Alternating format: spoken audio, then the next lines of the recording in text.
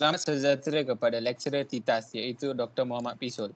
Hari ini saya Kirtik serta rakan saya Brian, Ricky dan Hanif daripada grup 7 akan membentang tentang wabak penyakit COVID-19. Sekarang, Ricky akan meneruskan dengan pengenalannya. Apakah COVID-19? Pandemik COVID-19 juga dikenali sebagai pandemik penyakit coronavirus 2019 yang berterusan secara global. Virus ini merebak dari orang ke orang, terutamanya melalui titisan pernafasan yang disebabkan oleh batuk atau bersin dengan cara seperti selesema. Pandemik COVID-19 telah disahkan berebak di Malaysia pada 20 Januari 2020. Sehingga 22 Julai, terdapat 8,831 kes yang disahkan dengan sebanyak 8,566 kes telah pulih serta 123 kes kematian. Pada 16 Mac 2020, Perdana Menteri Malaysia membuat ucapan di televisyen dan mengumumkan Perintah Kawalan Perkhidmatan iaitu PKP untuk Malaysia sebagai langkah pencegahan terhadap wabak COVID-19. Sejak itu, Malaysia melalui 7 fasa Perintah Kawalan Perkhidmatan dengan semua tindakan tegas yang disokkan oleh Pertubuhan Kesihatan Sedunia iaitu WHO untuk secara efektif membentuk wabak COVID-19. Berikut adalah 7 fasa PKP ini.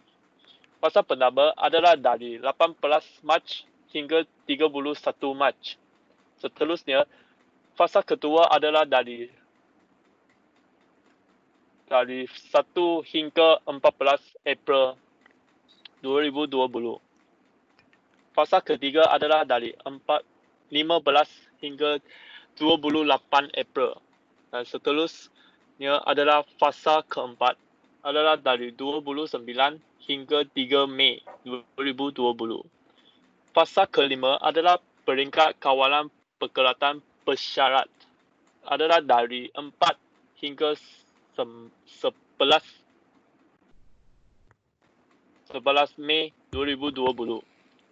Fasa ke-6 adalah dari 12 Mei hingga 9 Jun 2020. Dan akhirnya, fasa ke-7 adalah peringkat kawalan perkhidmatan pemulihan adalah dari 10 Jun hingga 31 Ogos 2020. PKP ini terpaksa diterus kerana hanya langkah ini sahajalah yang mampu mencegah wabak COVID-19 daripada terus menulang dan membahaya bukan sahaja nyawa manusia, malah sosial ekonomi negara. COVID-19 yang membuat kita semua terkekak di rumah mungkin barangkali selama berbulan-bulan telah mengubah hubungan kekeluargaan kita dan beberapa cabaran telah dibuncuk. Seterusnya, Brian akan terangkan cabaran-cabaran tersebut. Berdasarkan puisi penantian karya Marini Aziri, beliau telah menerangkan bahawa impak yang diberikan oleh kedatangan COVID-19. Puisi ini telah menerangkan sesebuah keluarga petani telah menghilangkan rezeki mereka. Pengarang telah memerihakan padang rezeki sebagai income sesebuah keluarga. Namun, kedatangan COVID-19 telah menjadikan padang sebagai sebuah tanah larangan. Ini telah membawa kesan keluarga mereka telah menghadapi masalah kewangan dan tidak mampu memberi makanan kepada keluarganya.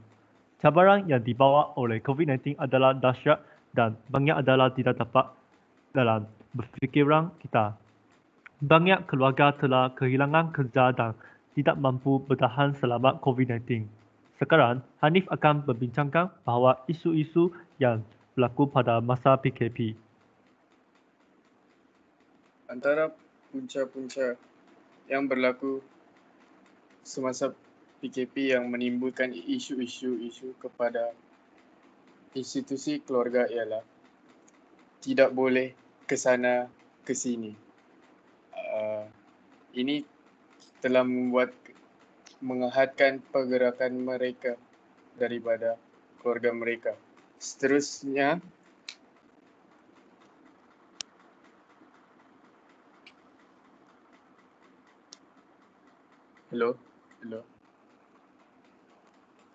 hilang punca pendapatan. Ini kerana PKP telah mematikan sektor ekonomi yang menyebabkan ekonomi yang merundum. Dan akhir sekali, hilangnya kepercayaan yang meruntuhkan institusi kekeluargaan. Antara kesan yang berlaku kepada institusi keluarga ialah tekanan emosi berlaku akibat Perintah Kawalan Pergerakan PKP. Sebuah artikel dari bernama oleh Nina Muslim, seorang petugas rumah sakit tua, berkongsi bahawa beliau mengalami tekanan emosi kerana beliau sudah 3 bulan lebih tidak bertemu dengan bapanya yang sakit. Beliau berasa bimbang kerana PKP ini akan dijangkakan dilaksanakan sehingga akhir tahun 2020. Seterusnya, kadar perceraian yang meningkat. Seorang peguam cerai, Steve Lee dari Shanghai menyatakan sebanyak 25% permohonan cerai telah meningkat di syarikat guamannya. Ini berlaku kerana dari tekanan emosi malakewangan dan berlakunya curang kepada pasangan masing-masing semasa Perintah Kawalan Pergerakan ini dijalankan. Mengambil iktibar dari China, kerajaan perlulah menyediakan insentif untuk mengelakkan perkara ini berlaku kepada institusi keluarga di Malaysia. Walaupun sebarang permohonan cerai tidak akan diterima semasa Perintah Perkawalan Pergerakan dilaksanakan. Seterusnya, Brian akan memberi cadangan untuk menangani masalah semasa PKP. Berdasarkan artikel yang dikaya oleh Profesor Dr. Yusri Yusof, beliau telah berkongsikan beberapa cadangan yang kita dapat menuangkan pada masa PKP. Yang pertama, ahli keluarga dapat memupuk amalan menghargai diri sendiri. Kita boleh menghargai diri sendiri dengan melakukan hobi atau aktiviti di rumah bersama ahli keluarga. Seterusnya, PKP telah memberi peluang untuk ahli keluarga memupuk hubungan keluarga. Ahli keluarga masih dapat berhubung kasih melalui telefon atau panggilan video walaupun ahli keluarga tidak bersama satu lain.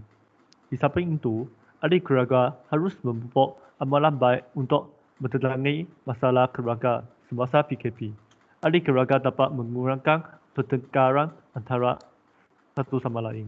Selain itu, PKP juga memberi peluang untuk kita membantu orang yang perlu keperluan. Kita harus memberi bantuan kepada sesiapa yang mahu menyumbang sekadar mampu bagi meringankan beban mereka. Akhir sekali, PKP juga adalah masa emas untuk kita belajar ilmu atau kemahiran baharu. Contohnya, PKP telah menerokai bisnes baharu dan menggunakan aplikasi online sepenuhnya. Penggunaan transaksi tanpa tunai semakin mendapat tempat dalam kalangan rakyat Malaysia melalui aplikasi digital. Sekarang, Ricky akan membincangkan tentang soal selidik bahawa cabaran keluarga pada tempoh PKP.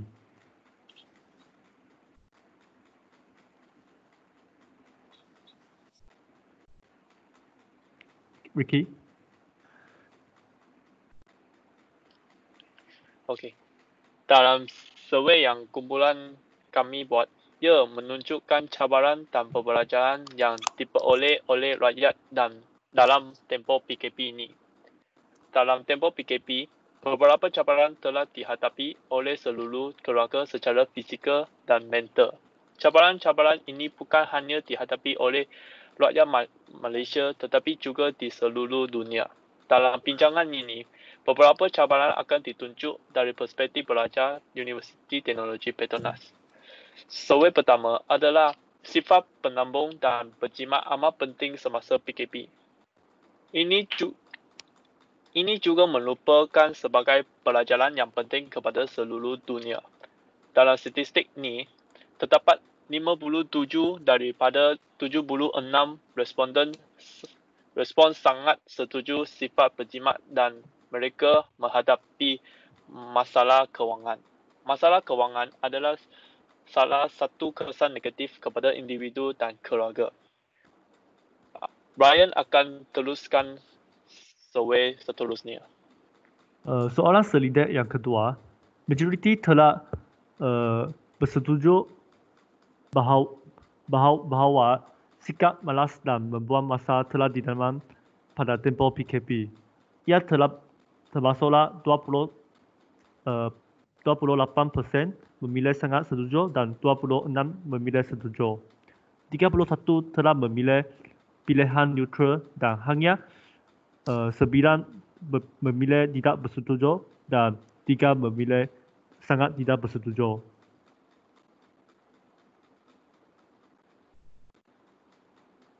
Sekarang Hanif akan meneruskan soalan yang ketiga. Daripada 76 responses yang diterima, sebanyak 38.2% telah bersetuju bahawa produktiviti dan prestasinya di rumah telah berkurangan berbanding dengan waktu di universiti. 26.3% memilih setuju, 23.7% memilih pilihan neutral dan sebahagiannya memilih tidak setuju dan sangat tidak setuju.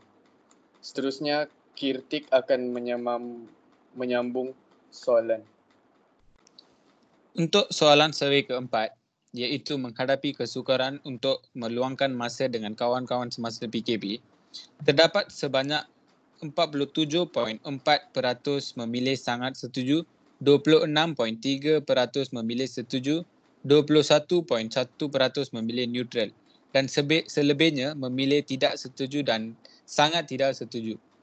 Untuk soalan survei kelima pula, iaitu pergaduhan antara ahli keluarga semasa PKP, 64.5% telah memilih sangat setuju, 25% memilih setuju, 5.3% memilih tidak setuju dan selebihnya memilih neutral. Kesimpulannya, wabak COVID-19 ini akan terus meningkat jika kita tidak mengambil langkah untuk menghapuskannya. Oleh itu, kita sebagai rakyat Malaysia harus bertanggungjawab untuk mengatasi situasi tersebut. Dalam waktu kritikal seperti ini, masyarakat perlu memberi kerjasama dan perlu berfikir dan tindak dengan bijak. Jika arahan kerajaan tidak menyeluruh, gunakanlah akal dan matlamat yang ada untuk membuat tindakan bijak. Matlamat sekarang adalah untuk meningkatkan potensi virus bercambah. Akhirnya, saya harap setiap individu akan memainkan peranannya untuk mengatasi masalah wabak COVID-19 ini. Terima kasih.